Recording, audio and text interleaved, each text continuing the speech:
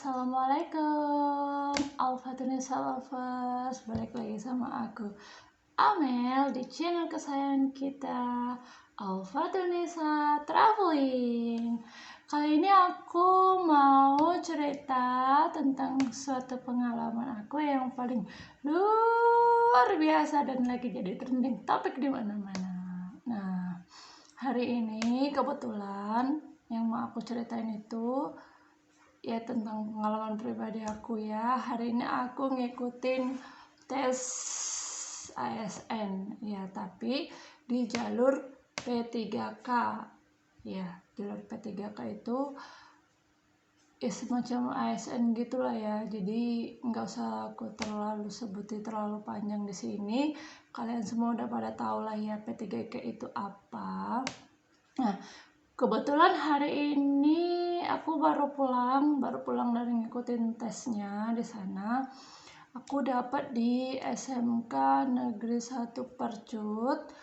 Yang awalnya itu aku dapatnya itu di jam 1 siang.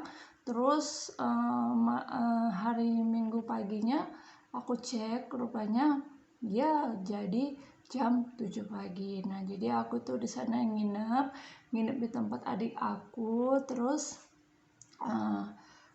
tadi pagi jam setengah 6 aku udah sampai sana. Ya nggak terlalu rame tapi udah ada orang lah ya, berarti sebelum aku udah ada juga orang yang udah nyampe ke sana. Nah, jadi cerita demi cerita, setelah setengah 6 aku sampai di sana, ya aku ganti baju karena dari rumah masih pakai baju tidur soalnya kondisinya hujan. Jadi ya kita tempuh lah gitu ya kan. Udah ganti baju segala macam. Nah, udah duduk di ruang tunggunya. Itu kebetulan aku nggak ambil gambar di sana karena emang nggak boleh dipublikasikan. Ya ini hanya sekedar sharing ya, sharing aja. Nah, jadi kebetulan kita itu ada beberapa orang, teman-teman aku juga dari Galang. Nah, ya dari Galang ya. Jadi kita nunggu di situ sampai jam 7 pagi ya. Jam 7 pagi itu mulai dikasih pengarahan sama panitia, bla bla bla bla bla segala macam. Di situ kita udah nggak tahu lagi itu jam 7 berapa tepatnya karena handphone udah disimpan ke dalam tas dan kita kan nggak boleh pakai aksesoris jam tangan atau apapun segala macam ya. Nah, jadi udah dikasih pengarahan, dibagi ruangannya. Ruangan aku dapat ruangan 05 lurus, yang lainnya belok kanan, yang lainnya belok kiri ya, di ruangan masing-masing lah ya. Nah, setelah di depan ruangan itu kita diperiksa ya pakai aksesoris atau enggak, kelengkapan alat-alat kerapihan, pakai sepatu hitam, pakai baju putih segala macam.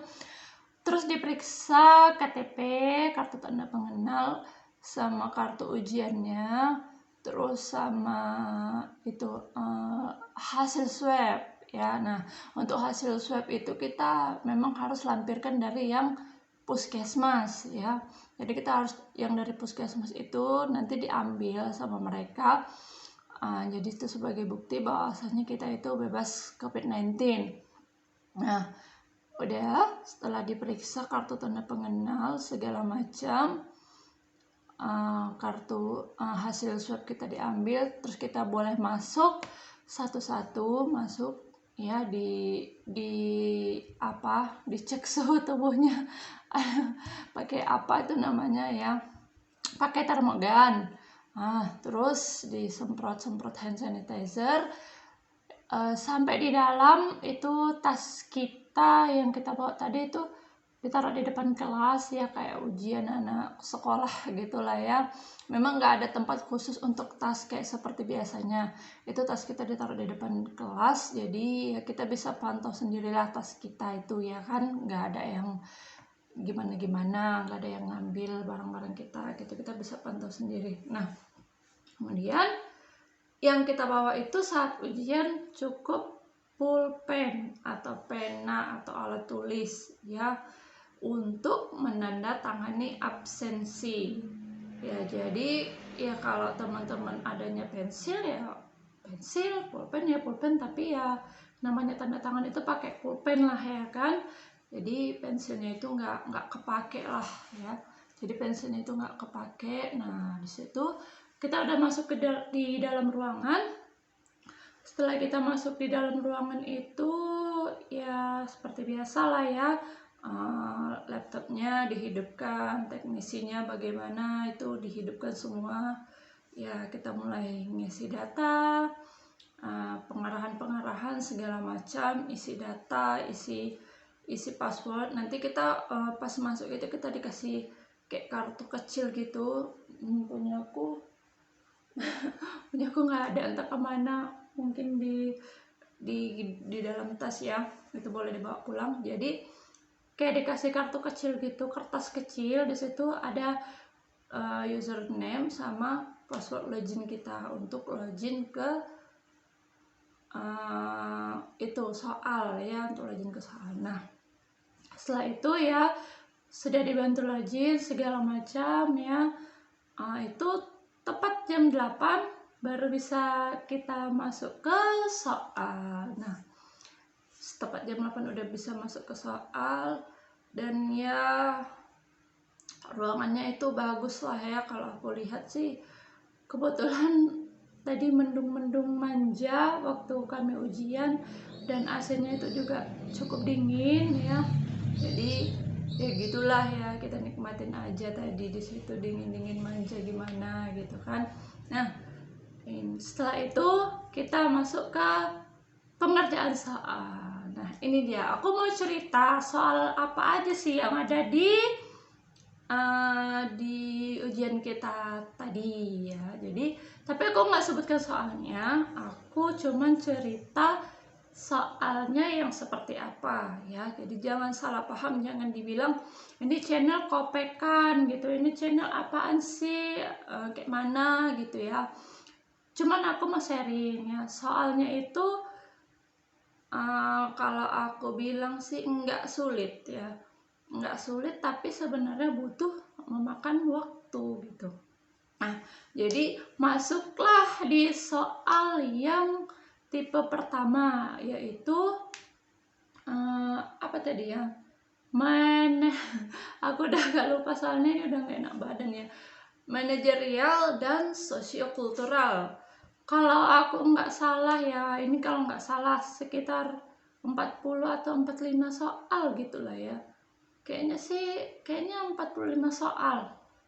Kalau aku nggak salah 45 soal, dan waktunya itu tadi 40 menit kalau aku nggak salah ya. 40 menit ya, 40 menit. Jadi di situ 40 menit dengan jumlah soal sekitar 45. Kalau saya nggak salah tadi 45 soal dalam waktu 40 menit.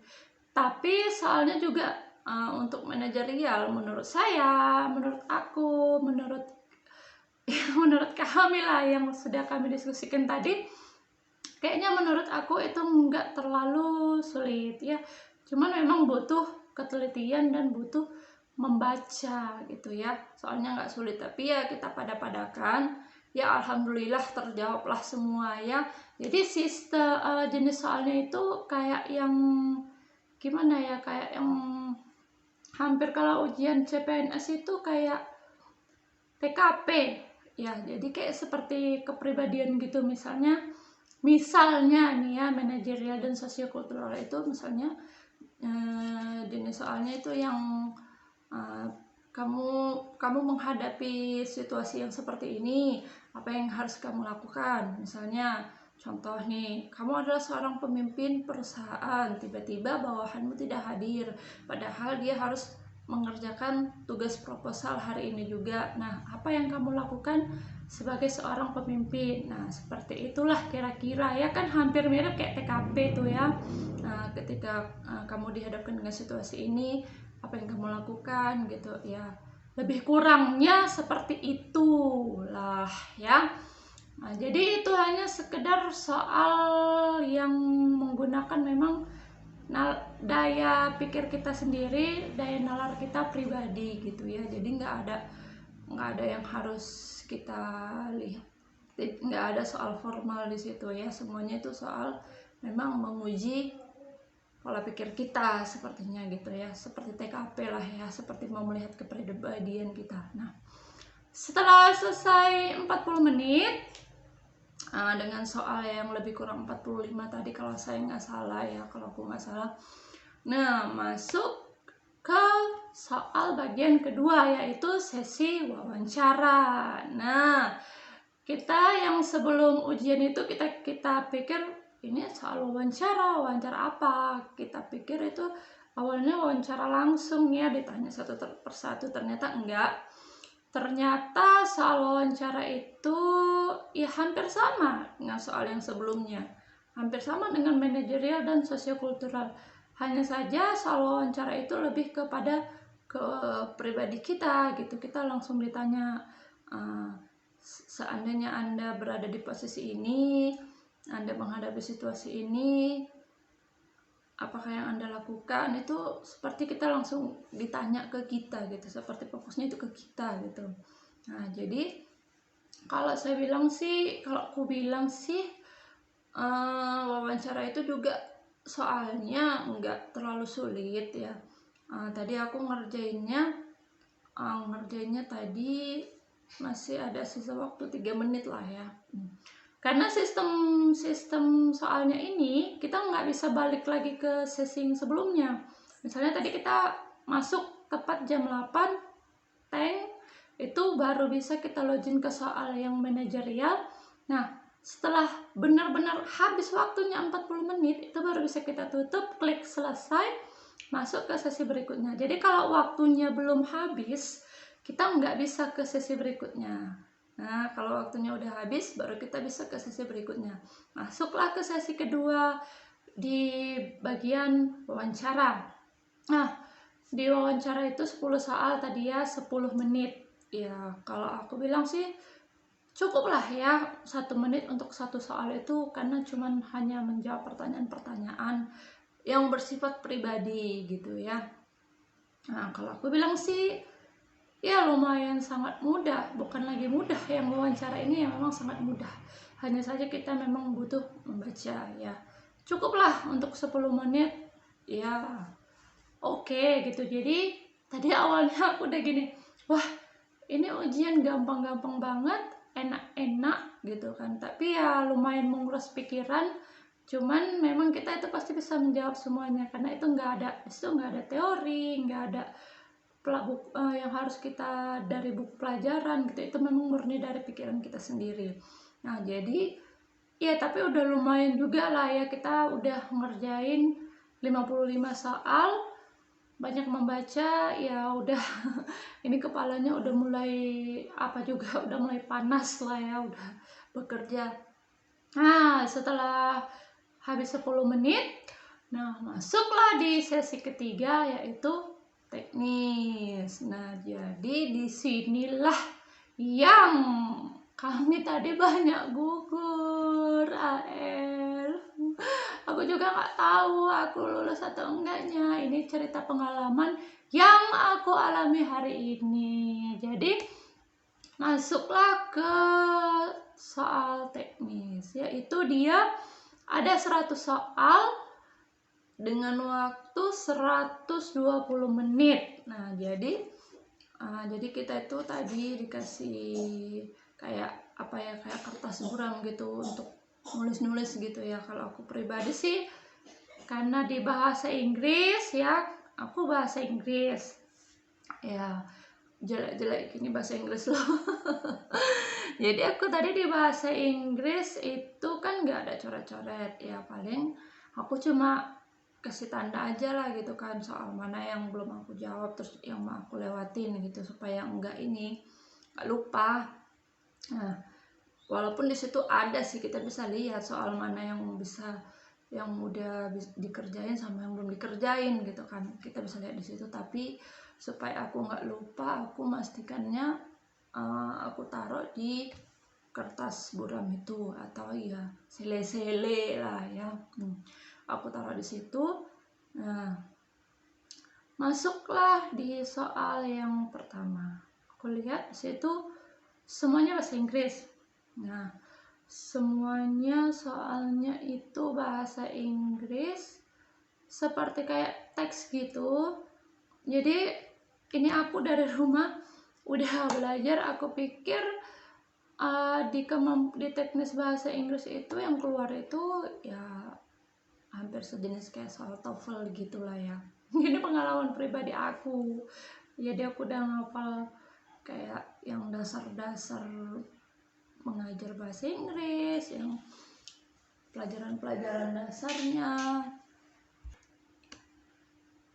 Oke, jadi di soal itu aku lihat ya, aku belum ubek-ubek lah ya, soalnya masih di soal nomor 1.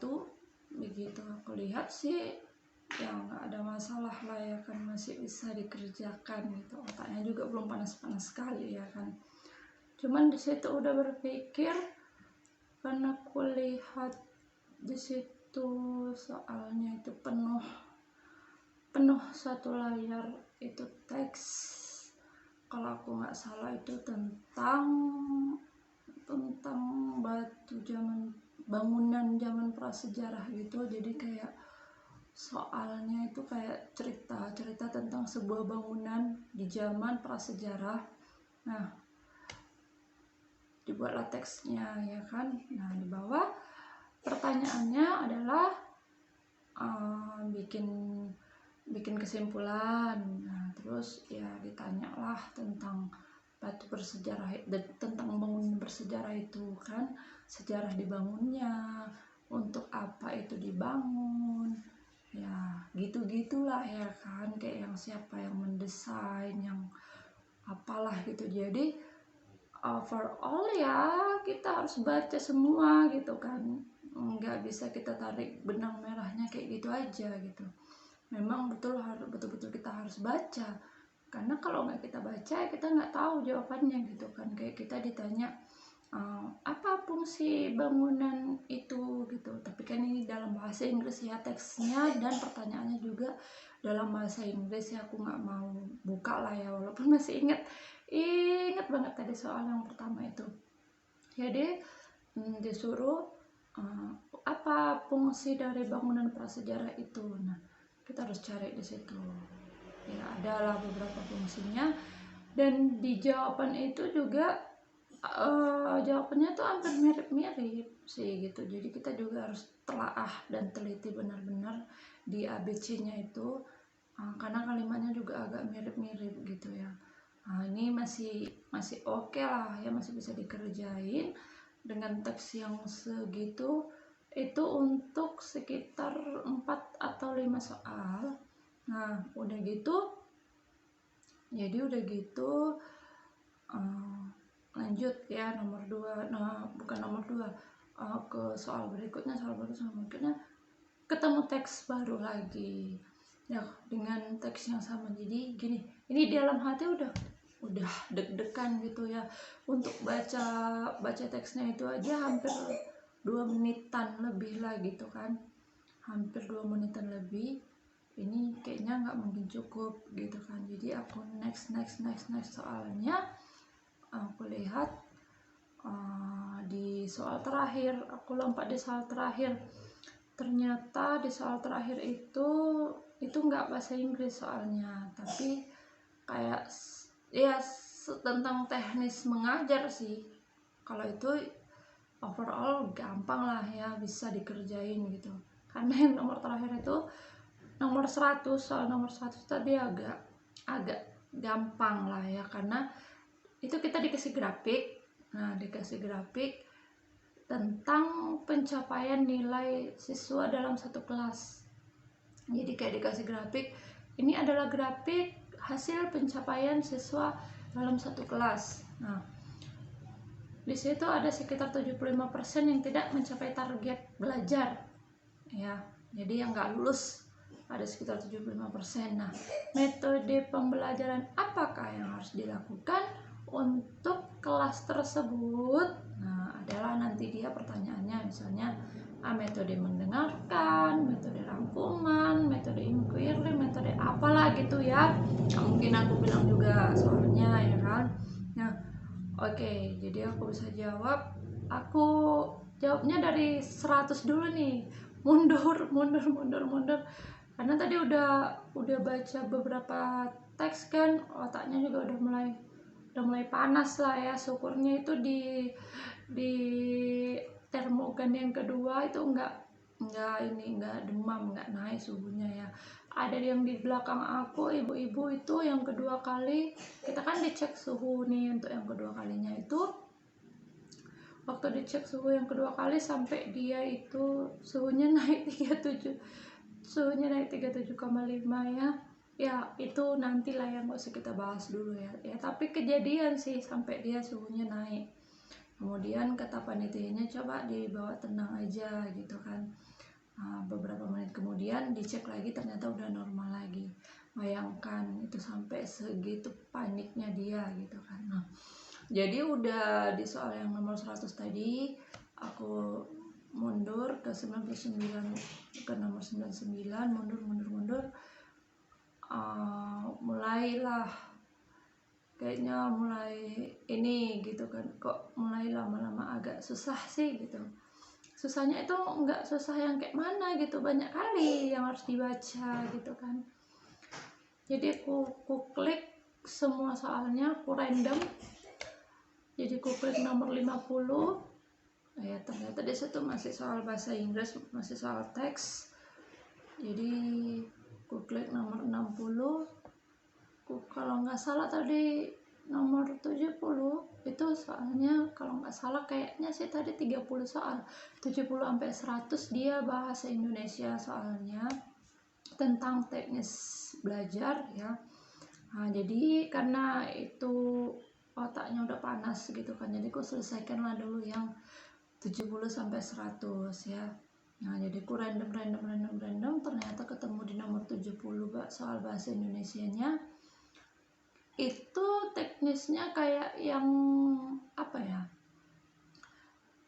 cara penyusunan RPP, cara penyusunan silabus, nah indikator pembelajaran, nah indikator ketuntasan, cara menentukan kriteria ketuntasan gitu kan. Terus kayak mana kita ngajar sehari-hari, bikin RPP, bikin silabus, bikin kayak prosem gitu ada gitu kan. Terus sama apa ya tadi,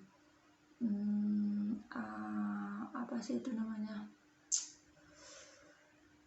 pokoknya intinya itulah ya, tentang mengajar kita gitu.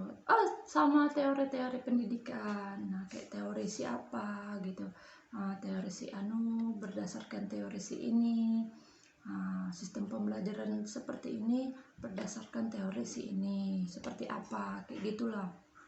Jadi nggak susah, karena itu nggak dipelajari pun memang udah kita lakukan sehari-hari gitu kan. Oke lah, selamat lah ya yang di 30 soal itu. Ya ada beberapa sih yang aku nggak yakin jawabannya itu benar, soalnya kayak susunan pembelajarannya itu dia nanya susunan pembelajaran yang tepat adalah, itu hampir kayak mirip-mirip gitu. Jadi mungkin susunannya 3, 2, 1 atau 1, 2, 3 atau gimana gitu. Itu poin-poinnya itu agak-agak mirip-mirip gitu ya. Memang harus betul-betul jeli dan betul-betul dibaca semuanya itu. Intinya tadi udah kayak baca koran lah ya, kayak baca koran banyak kali soalnya. Udah selesai si soal yang 30 tadi. Sisa waktunya masih ada 1 jam sekian gitulah ya. Enggak sampai 1 jam sekian, karena kita cuma gitulah 1 jam sekian gitu, masih ada sisanya gitu kan. Nah, masuklah ke soal yang teks itu. balik lagi lah ke soal yang pertama, yang teks-teks itu. Situ mulailah ada kebimbangan dan ada keraguan, ini sanggup nggak ngerjain soalnya. Bayangkan di situ kita kayak dikasih teksnya itu,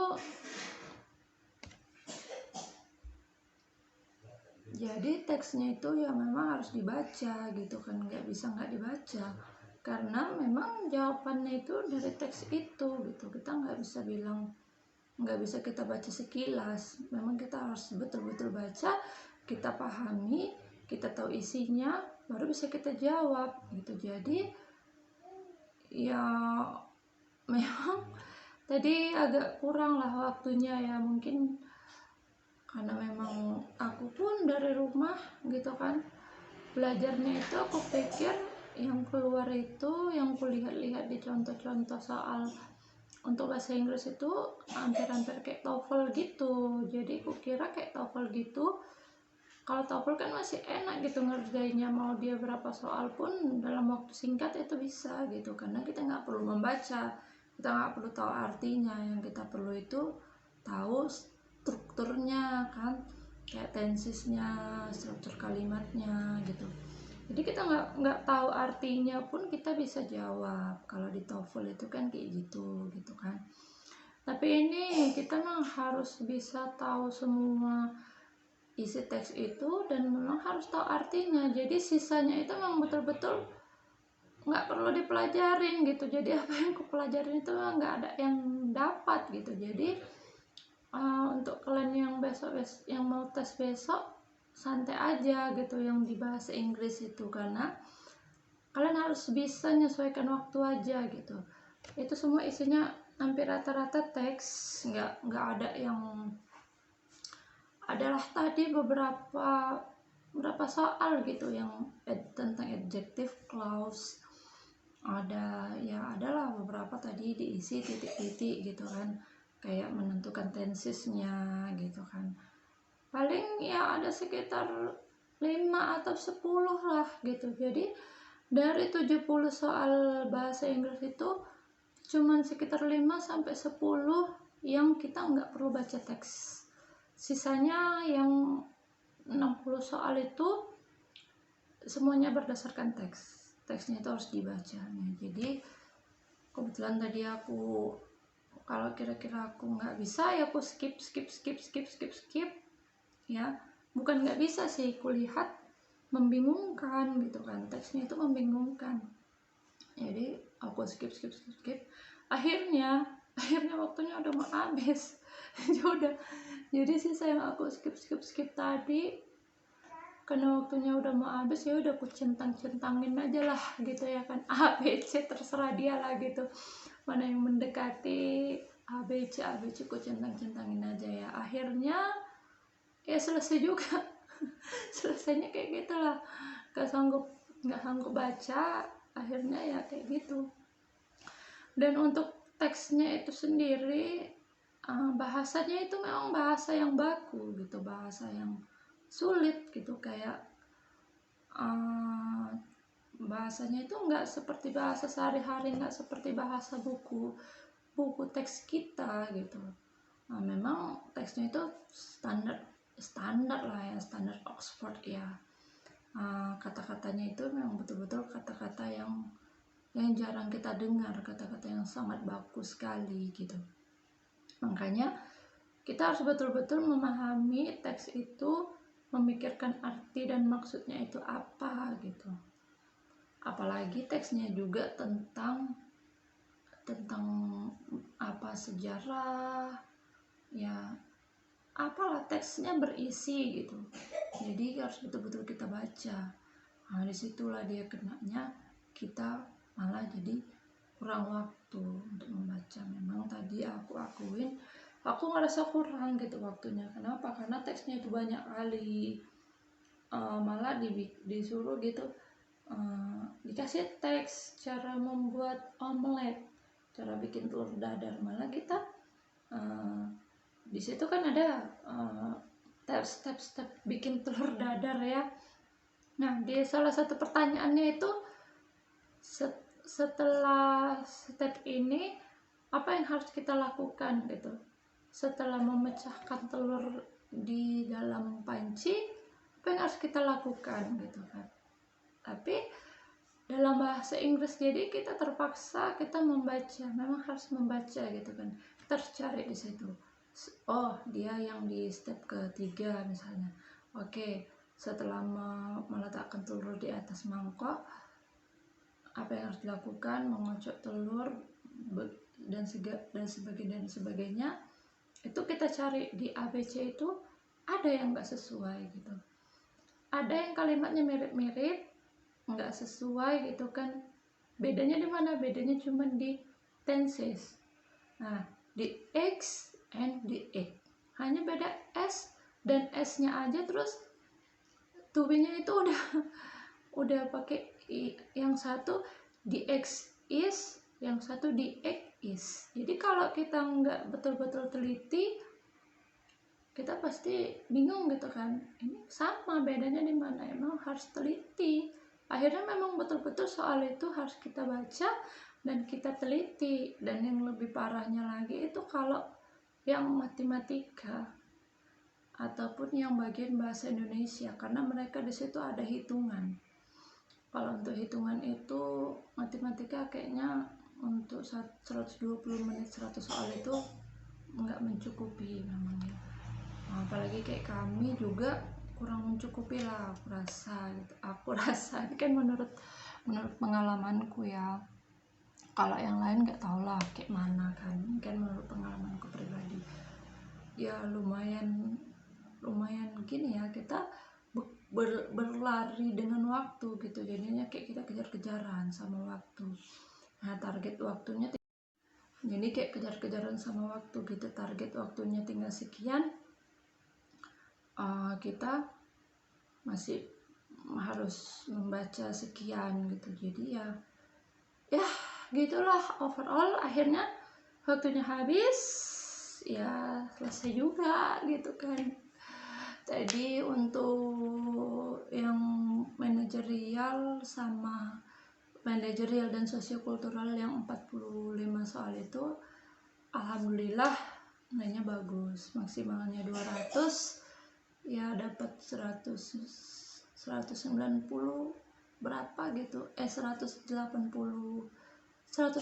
apa 190 berapa gitulah ya, bagus lah ya. Kalau untuk wawancara tadi aku dari yang tertinggi itu 40, dapatnya 37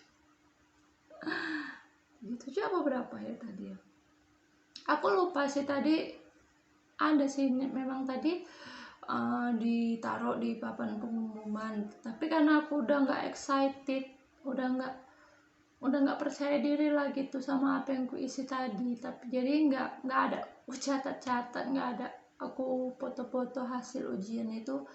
Ya udah aku inget-inget aja lah, kayaknya tadi 37 atau berapa gitu. Yang manajerial itu 180 atau 190 berapa gitu lah ya. Nggak inget, apalagi yang teknis tadi betul-betul udahlah gitu, biarin aja lah, nanti tengok pengumumannya lulus atau enggak gitu kan. Ya lulus ya syukur, enggak ya udah gitu kan. Intinya ya buat kawan-kawan pun kalaupun enggak lulus ya enggak ada, jangan patah semangat gitu, ya udah kan nggak cuma sampai di sini aja gitu kan nggak hanya di sini aja, masih banyak, masih ada yang tahap 2, tahap 3 ataupun di tahun-tahun berikutnya yang kayak mana gitu lah ya. Jadi buat kawan-kawan pun yang kalau udah merasa nggak excited kayak aku, nggak percaya diri, ya udah sih jangan terlalu dipikirkan kali gitu kan. Intinya Tuhan itu kan nggak mungkin ngasih upah kita itu lebih atau kurang, pasti selalu sesuai dengan apa yang kita kerjakan gitu, maka ya kita kerjakan aja gitu. Mungkin kalau kita nggak lulus di P3K ini, kita tetap ngajar walaupun upahnya sedikit, mungkin kita diberi kesehatan sebagai upah lainnya, diberikan anak yang soleh, keluarga yang baik, itu kan juga salah satu upah daripada buah daripada pekerjaan kita gitu. Nah jadi kerjakan aja, walaupun ya lulus atau enggaknya nggak masalah lah gitu ya kan. Nggak usah terlalu jadi insecure atau kayak mana gitu kan. Nah, jadi tadi itu memang nilainya langsung keluar, kita klik selesai loading terus keluar nilainya. Dan untuk yang nggak sempat lihat nilai di monitor tadi di laptopnya itu, beberapa menit kemudian itu nilainya udah dipajang gitu di halaman, kayak di papan pengumuman gitu dibikin. Nah, dibikin sih nilainya di situ, nilai siapa-siapa aja gitu, berurut lah gitu. Aku tadi lihat juga tapi udahlah ya udah pulang. Nggak aku hafal, nggak aku ambil gambar, nggak aku apa-apain gitu kan. Jadi ya itulah pengalamanku hari ini, yang dari jam 5:30 pagi habis sholat subuh itu langsung udah nongol di situ dan nyampe aja, karena aku berangkatnya dari Tembung ke situ itu sekitar 15-an menit gitu, apalagi jalan sunyi kan, masih 5:30 pagi di situ. Jadi ya gitulah sarapannya. Cuman tadi aku beli biskuit aja, roti kentang yang tipis-tipis itu 2 bungkus, karena memang udah kepikiran ke situ.